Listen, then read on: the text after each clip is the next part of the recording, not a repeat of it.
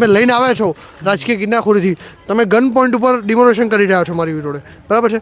તો કરો, પણ મારે એકલાનું ઘર તોડો, બીજા લોકો ગરીબોને ન મારશો.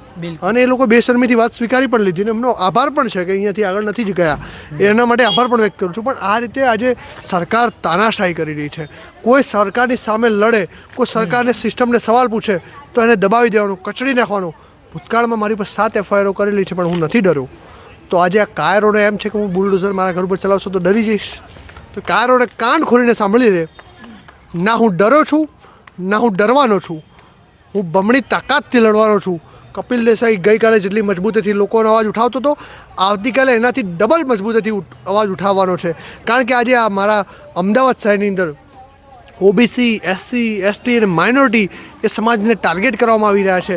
અને એમનું પ્લાનિંગ જ છે કે આ સમાજોને અમદાવાદથી દૂર મોકલી દેવાના. કારણ કે અમદાવાદ એ ફાઇનાન્શિયલ કેપિટલ છે, ત્યારે OBC સમાજ હોય, SC, ST માઇનોરિટી હોય, એમને આ અમદાવાદ શહેરથી દૂર મોકલવાનું કાવતરું છે. ને ઉદ્યોગપતિઓને આ શહેર પધરાવવાની એ લોકોની રણનીતિ છે.